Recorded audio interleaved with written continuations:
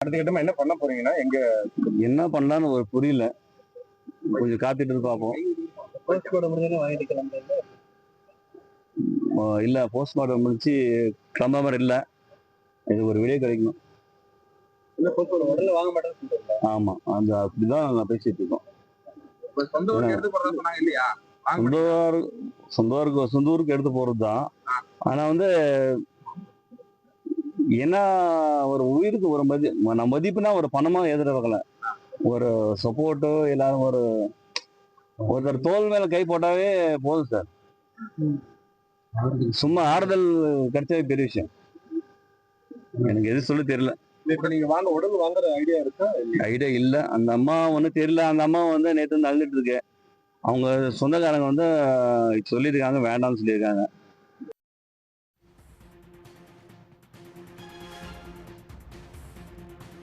சேலம் அரசு மருத்துவமனையில் உயிரிழந்த சூரஜ் உடலுக்கு உடற்கூறு ஆய்வு தற்போது நடைபெற்று வருகிறது. அது தொடர்பான அண்மை செய்தியை பார்த்து வருகிறோம். சூரஜ் உயிரிழப்புக்கு தாவிக்கு சார்பில் இதுவரை எந்த ஒரு பதிலும் தரப்படவில்லை.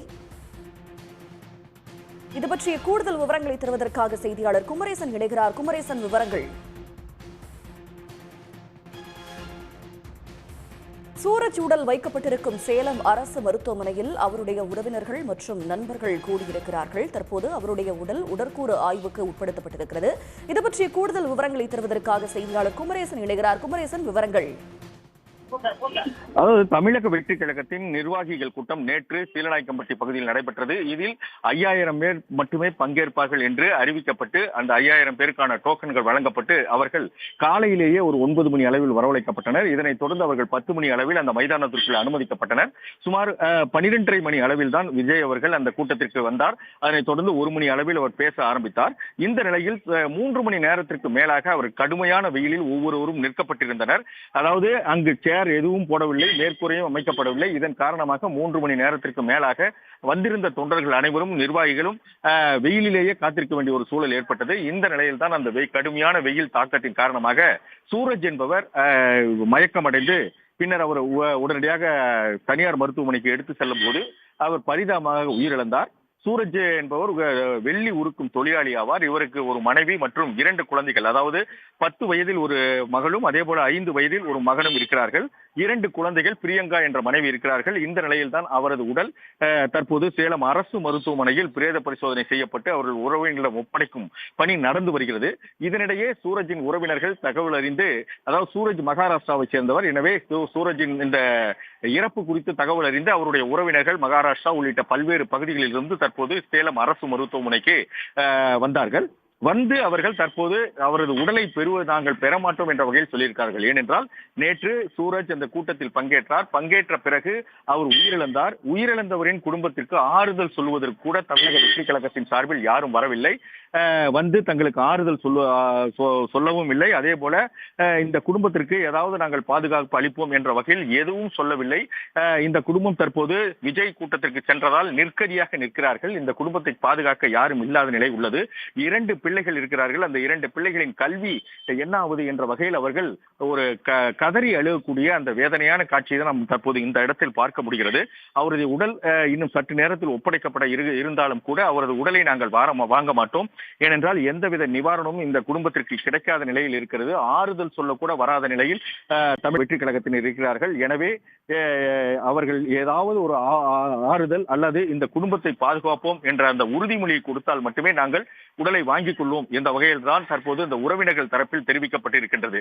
ஏனால் 2 சிறு பிள்ளைகள், அதே போல மனைவியும் இளம் வயது மனைவி, அவர்கள் எப்படி தங்கள் குடும்பத்தை பாதுகாப்பார்கள்? வெள்ளி உருக்கும் தொழிலை செய்து குடும்பத்தினரையும் அதே போல குழந்தைகளையும் பாதுகாத்து வந்த சூரஜ் திடீரென இந்த கூட்டத்திற்கு சென்றதின் காரணமாக உயிரிழந்திருக்கிறார். எனவே அவரது குடும்பத்திற்கு ஏதாவது ஒன்று இந்த தமிழக வெற்றி கழகத்தின் சார்பில் அறிவிக்கப்பட வேண்டும், குடும்பத்தை பாதுகாக்க வேண்டும் என்ற வகையில் தான் தங்கள் கோரிக்கையை வைத்திருக்கிறார்கள். அந்த நிலையில் தான் உறவினர்களும் மற்றும் அவருடைய நண்பர்களும் தொடர்ச்சியான ஒரு கோரிக்கையை வைத்திருக்கிறார்கள். ஏனென்றால் அவருடைய நண்பர்கள் நேற்று வந்த பொழுதே இந்த குடும்பம் தற்போது நிர்கதியாகி இருக்கிறது, அந்த குடும்பத்திற்கு பாதுகாப்பான ஆட்கள் யாரும் இல்லை, எனவே அந்த குடும்பத்திற்கு ஏதாவது நிவாரணம் அறிவிக்க வேண்டும், என்று ஒரு வேண்டுகோளை விடுத்திருந்தனர். இந்த நிலையில் அவரது உறவினர்கள் பல்வேறு பகுதிகளிலிருந்து வந்து அந்த உறவினர்களும் அதாவது சீரஜ் நல்ல தொழிலை செய்து தன் குடும்பத்தை பாதுகாத்து வந்தார். ஆனால் அந்த குடும்பத்திற்கு தற்போது இழப்பு ஏற்பட்டிருக்கின்றது.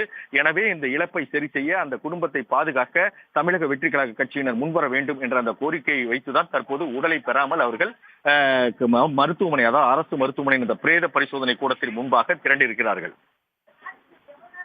தங்களின் தற்போதைய விவரங்களுக்கு நன்றி குமரேசன். கூடுதல் விவரங்களுக்கு இணைந்திருங்கள். இது தொடர்பாக சூரஜின் நண்பர் அளித்த பேட்டியை பார்க்கலாம்.